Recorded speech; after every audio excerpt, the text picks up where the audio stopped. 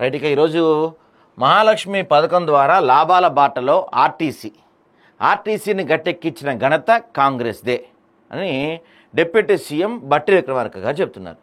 Sir, నిజంగా ఏదన్నా మీరు ఒక మాట చెప్పే ముందు ఏం ఆలోచించరా?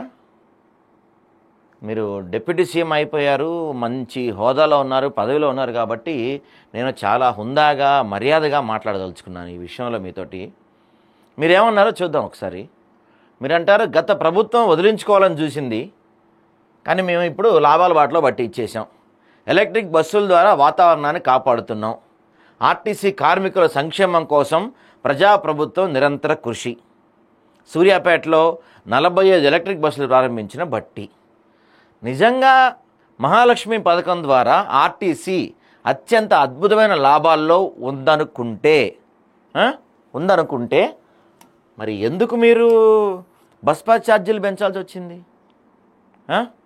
మహాలక్ష్మి పథకం ద్వారా అద్భుతమైన లాభాల్లో ఉన్నారుగా మీరు, అసలు తిరుగులేని లాభాల్లో ఉన్నారు.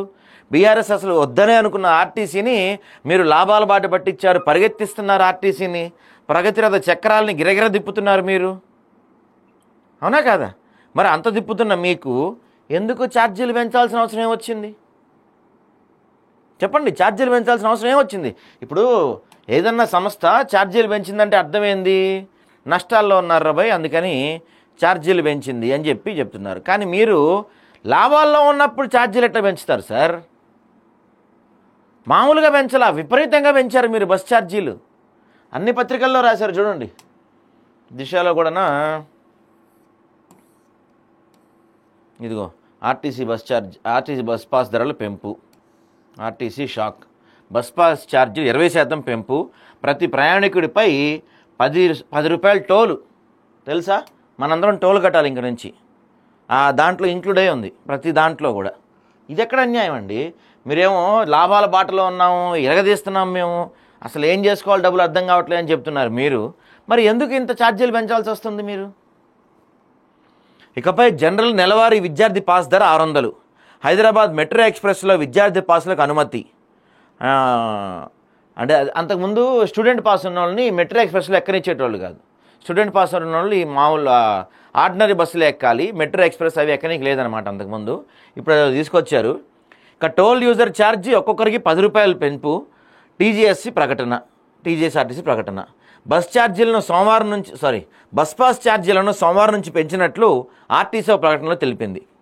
విద్యార్థుల బస్ పాస్ ఛార్జీలను గత 3 ఏళ్లుగా పెంచలేదని, పెరిగిన ఖర్చుల కారణంగా ఇప్పుడు అన్ని రకాల పాసుల ఛార్జీలు పెంచుతున్నామని చెప్పింది.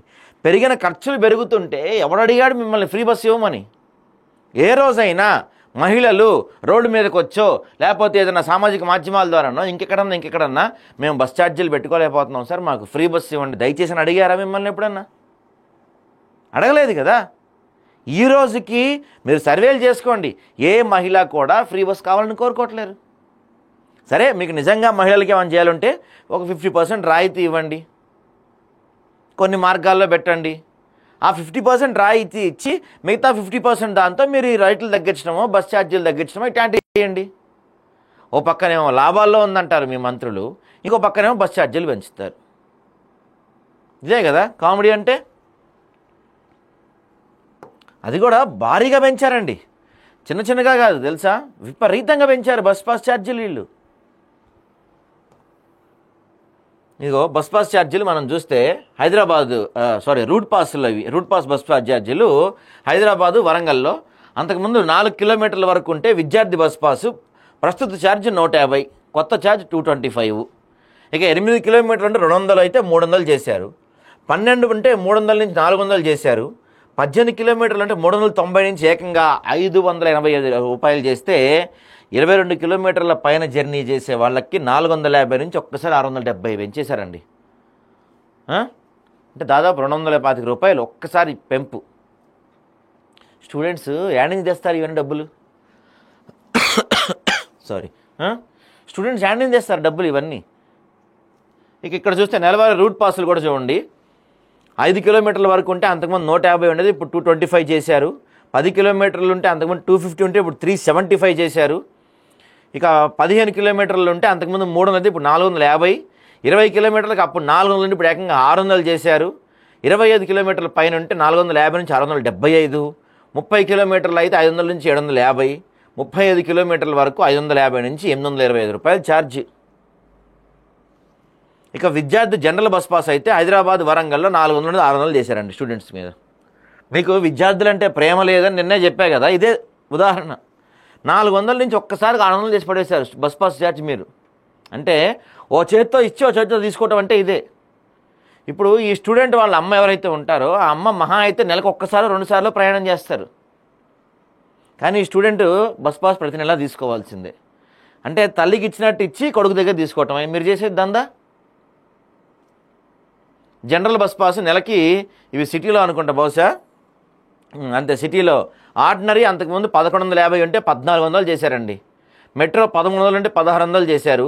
మెట్రో డీలక్స్ 1450 నుంచి ఏకంగా 1800 చేసి పడేశారు. ఓ పక్కన ఈ మెట్రో రైలు రేట్లు పెంచి, బస్ పాస్ ఛార్జీలు పెంచి సామాన్యులు ఎట్టబోవాలి ఇంకా వాళ్ళు ఆఫీసులు. వాళ్ళకు మీరు ఇన్ని పెంచుతున్నారు కానీ వాళ్ళ జీతాలు పెరగవు సామాన్యులు. కొన్నేళ్లుగా వాళ్ళకి అయ్యే జీతాలు ఉంటున్నాయి. ఇప్పుడు చిన్న చిన్న పనులు చేసుకునే వాళ్ళు, పెద్ద పనులు చేసుకునే వాళ్ళేనానండి ఎవరైనా సరే. మీరు బస్ ఛార్జీలు పెంచుతున్నారు, అటు పక్కన మెట్రో ఛార్జీలు పెంచుతున్నారు. ఇది కంపెనీలు మాత్రం జీతాలు పెంచవు వీళ్ళకి. సరే, అయితే ఇంతలాగా పెంచితే ఇదేదో ఈ మహాలక్ష్మి పథకంలో మీరు చెప్పండి. మొన్న అన్నాడుగా ముఖ్యమంత్రి గారు, బాబు నా దగ్గర డబ్బులు లేవు, నన్ను అడ్డంగా నిలువుగా ముక్కలు వచ్చి కైమా కొట్టిన రూపాయి వెళ్తలేదు నాకు అందించి అన్నారు కదా ముఖ్యమంత్రి గారు. మరి ఇక్కడ చెప్పండి బాబు, మేము అమ్మ మహిళలు మీ అందరికీ సారీ, మేము మీకు పూర్తి శాతం ఫ్రీ బస్ ఇవ్వలేకపోతున్నాం, ఒక 50% రాయితీ ఇవ్వగలుగుతాం, మిగతా 50%తో మీ భర్తలకు కానీ మీ పిల్లలకు కానీ ఈ బస్ పాస్ ఛార్జీలు ఇవి పెంచాల్సి వస్తుంది. అవి పెంచితే పిల్లలపైన ఇబ్బంది పడుతుంది కాబట్టి ఆ పిల్లలపై ఇబ్బంది లేకుండా ఈ 50% తీసి వాళ్ళకి ఇస్తామని చెప్పండి. మీరు ఏ తల్లి వద్దంటది? ఏ తల్లి వద్దందు. మీకు అది చేత కాదు. ఓ పక్కనేమో ఆర్టీసీ లాభాల బాటలో ఉంది, ప్రగతి చక్రాలు గిర్ర తిరుగుతున్నాయని చెప్తారు. ఓ పక్కన చూస్తే ఇటు నుంచి రేట్లు పెంచుతారు బస్ పాస్ ఛార్జీలు. సామాన్యులు ఎక్కే బస్సులండి, ఇంకా మాలాంటి సామాన్యులు వీళ్ళందరూ బస్సులోనే తిరుగుతున్నారు.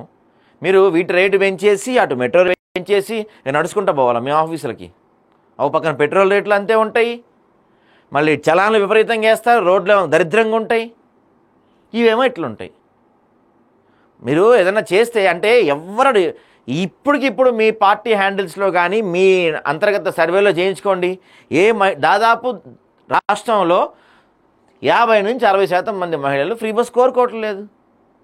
మేము అడిగాము ఫ్రీ బస్ అంటున్నారు, అందరూ ఫ్రీ బస్ అనే అంటున్నారు. వెనకడికి ఎవరో డబ్బులు ఇచ్చి తిట్టించుకున్నట్టు అవుతుంది మీ పరిస్థితి. పథకాలు ఇచ్చి తిట్టించుకుంటున్నారు మీరు. ఫ్రీ బస్ వల్ల మహా అయితే 10 మంది మిమ్మల్ని సంతోషంగా ఆశీర్వదిస్తున్నారేమో కానీ 100 మంది తిట్టుకుంటున్నారు మిమ్మల్ని, ఎందుకు ఇచ్చిన ఫ్రీ బస్సులు నాయన అని చెప్పి. మీకు నిజంగా చేయాలని ఉంటే ఆ ఫ్రీ బస్సును 50% తగ్గించి ఆ డబ్బులు ఏదో పెట్టండి, తెచ్చి బస్ పాస్ ఛార్జీలు తగ్గించండి. స్టూడెంట్స్ చాలా సఫర్ అవుతారు సార్, మీకు అర్థం కావట్లేదు. ఇంత రేట్లు ఏడబెడతారు బస్ పాసులకి. అది పెంచితే ఒక 50-100 పెంచాలి కానీ ఒకేసారి 200, 250, 300 పెంచి పడేశారు మీరు. ఎంత కష్టం. 2 పిల్లలుంటే ఆ ఇంట్లో ఎంత కష్టం ఆ కుటుంబానికి. మరొక ఎగ్జాంపుల్, కాంగ్రెస్ పార్టీ ఆలోచన లేకుండా ఎటువంటి ప్లానింగ్ లేకుండా ఒక పిచ్చిగా ఒక దాన్ని ఏమంటారు తుగ్లక్ చర్యలా తీసుకునే నిర్ణయంలో ఇదొకటి బస్ పాస్ ఛార్జీల పెంపు.